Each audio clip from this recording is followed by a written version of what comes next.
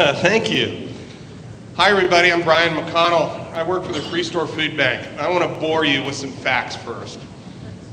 Did you know that in our network of 350 member agencies in 20 counties, we serve about 250,000 people annually? It breaks down like that. 35% have at least one person working in that household. 77% have income lower than poverty level. 19% are homeless.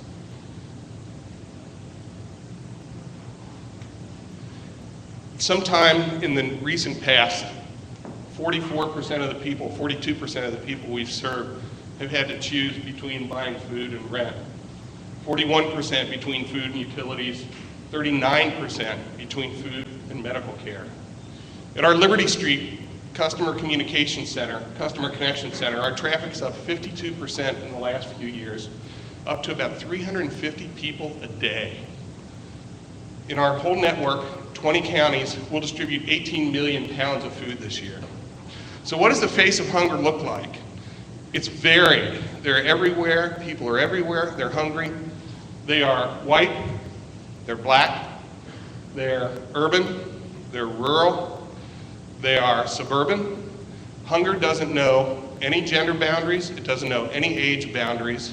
It's insidious and it's infective.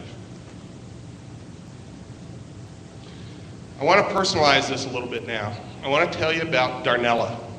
Darnella lost her job last year, actually earlier this year, and had to file for unemployment, like it's happened to so many people these days. Darnella got behind in her rent. She had no transportation.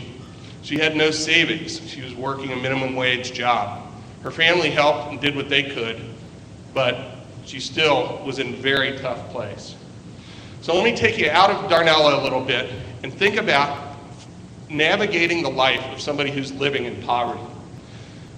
You've got to get unemployment. You get unemployment benefits. It might take 6 to 8 weeks to get your benefits. You get them, you got to verify that you're looking for a job. Then what do you do about food? In our network, you can come to our place, you can get about a week's worth of food one time a month. You can go to other pantries, other soup kitchens, do the same, but it's hard. You need shelter. How do you pay for that? You need medical care. How do you pay for that? This is a system where you need to bounce around from appointment to appointment in order to get help. You need transportation. If you don't have transportation, do you rely on family or friends? You rely on public transportation. Maybe that's okay if you live in the city or in the near suburbs, but you can get the idea that this is very hard to navigate. What if you live in Owen County, Kentucky, or in Adams County, Ohio, part of our area of service?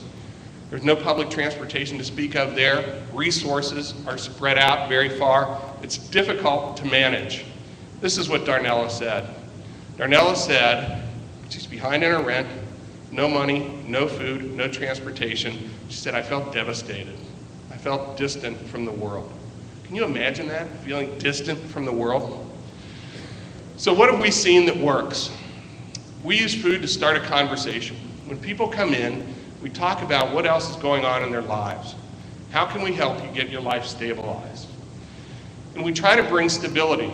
In Darnella's case, it had to do with getting her food first. And then, through a program that's called Rapid Rehousing, paid for with stimulus money, by the way, we got her some housing help and paid her landlord back rent. Moving towards self-reliance, we're hooking her up with sources that can help her get a job. She's like so many people these days we see.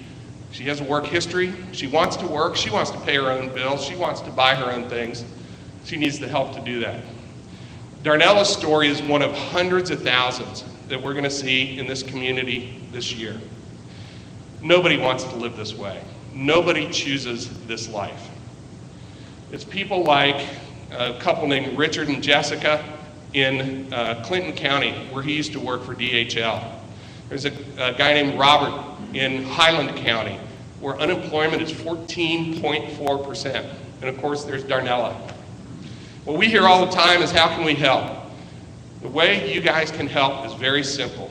You can be an army of advocates. You can learn about our mission, learn about the problem, and help spread the word about it. Thanks.